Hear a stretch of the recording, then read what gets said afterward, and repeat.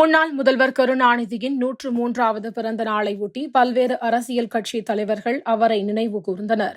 கருணாநிதியின் பங்களிப்புகள் குறித்து நினைவு கூர்ந்த முதல்வர் விஜய், முன்னாள் முதலமைச்சர் முத்தமிழறிஞர் கலைஞர் மு. கருணாநிதி அவர்களின் 103வது பிறந்த நாளில் தமிழ் மொழி, இலக்கியம், திரைத்துறை, அரசியல், ஆட்சி நிர்வாகம் மற்றும் மாநில உரிமைகள் போன்றவற்றில் அவரது பங்களிப்பை நினைவு கூர்கிறேன். முத்தமிழறிஞர் கலைஞர் அவர்களின் பிறந்த நாளில் எனது மரியாதை கலந்த வணக்கங்களை சமர்ப்பிக்கிறேன் என்று தனது எக்ஸ் தளத்தில் பதிவிட்டுள்ளார். திமுக தலைவர் மு. ஸ்டாலின் வெளியிட்டுள்ள பதிவில், மூப்படைந்து சக்கர நாற்காலியில் உட்கார்ந்த பின்பும் ஓய்வின்றி தனது இறுதி மூச்சு வரை தமிழினத்திற்காக, தமிழ்நாட்டு மக்களின் உயர்வுக்காக உழைத்திட்ட உன்னத தலைவர். நீங்கள் நிறைந்தபோது உங்களின் ஆற்றலை வேண்டினேன். அந்த ஆற்றலோடு தொடர் வெற்றிகளை பெற்று தமிழ்நாட்டை வரலாறு போற்றும் முன்னேற்ற பாதையில் அழைத்து சென்றோம்.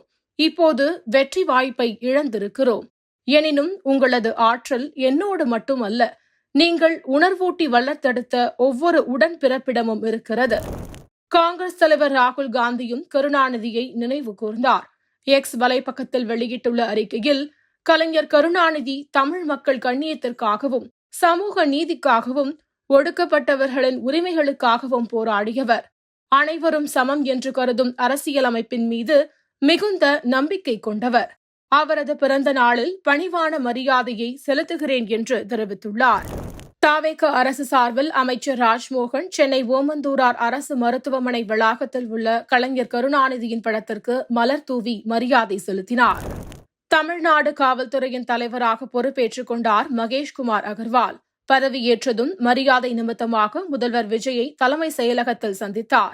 அவரது தலைமையில் காவல்துறை மேற்கொள்ள இருக்கும் நடவடிக்கைகள் குறித்து பேசிய அவர், தமிழகத்தில் போதைப் பொருட்கள் கட்டுப்பாடு, பெண்கள் மற்றும் குழந்தைகளுக்கு எதிரான குற்றங்களை தடுப்பதற்கு அனைத்து நடவடிக்கைகளும் எடுக்க இருக்கின்றோம். தமிழக காவல்துறைக்கு ஒத்துழைப்பு வழங்குமாறு மக்களை கேட்டுக் கொள்கிறேன் என்று தெரிவித்தார். அனைவருக்கும் காலை வணக்கம். மாண்புமிகு தமிழ்நாடு முதல் அமைச்சர் அவர்களுக்கு, எனக்கு தமிழ்நாடு மக்களுக்கு சேவை செய்கிறதுக்கு இந்த வாய்ப்பு கொடுத்ததுக்கு மன்மார்ந்த நன்றி தெரிவித்துக் கொள்கிறேன். தமிழ்நாட்டில் லா அண்ட் ஆர்டர் மெயின்டைன் செய்வதற்கு, போதை பொருட்கள் கண்ட்ரோல் பண்ணுறதுக்கு, பெண்கள் மற்றும் குழந்தைகளுக்கு எதிரான குற்றம் கட்டுப்படுத்துறதுக்கு, சைபர் கிரைம் கண்ட்ரோல் பண்ணுறதுக்கு எல்லா நடவடிக்கை எடுக்க போகிறோம். தமிழ்நாடு காவல்துறையில் இந்த முயற்சிகள் பொதுமக்கள் மற்றும் உங்களே தொடர்ந்து ஆதரவு மற்றும் ஒத்துழைப்பு கேட்டுக்கொள்கிறேன். நன்றி, வணக்கம்.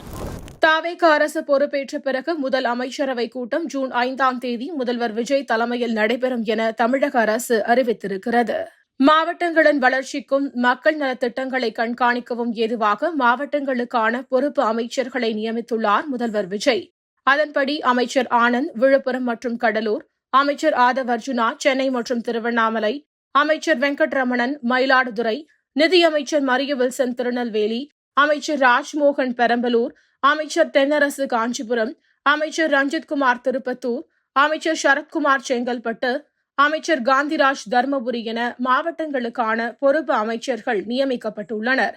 கூட்டணி கட்சியான IUML கட்சியைச் சேர்ந்த சிறுபான்மையினர் நலத்துறை அமைச்சர் ஷாஜகான் நாகப்பட்டினம், விசிகவை சேர்ந்த அமைச்சர் வன்னியரசுக்கு கள்ளக்குறிச்சி, கன்னியாகுமரி மாவட்டத்திற்கு காங்கிரசின் ராஜேஷ்குமாரும் பொறுப்பாளர்களாக நியமிக்கப்பட்டுள்ளனர். கர்நாடக முதல்வராக பதவியேற்றிருக்கும் TK சிவகுமாருக்கு மனமார்ந்த வாழ்த்து தெரிவிப்பதாக எக்ஸ் வலைப்பக்கத்தில் பதிவிட்டுள்ளார் முதல்வர் விஜய்.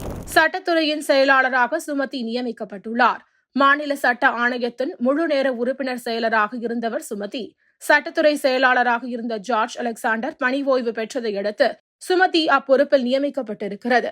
இதன் மூலம் சட்டத்துறையின் முதல் பெண் செயலாளர் என்ற பெருமைக்குரியவராகிறார் சுமதி. மத்திய இளைஞர் நலன் மற்றும் விளையாட்டுத்துறை அமைச்சர் முனைவர் மன்சுக் மாண்டவியாவை டெல்லியில் சந்தித்தார் விளையாட்டுத்துறை அமைச்சர் ஆதவ் அர்ஜுனா.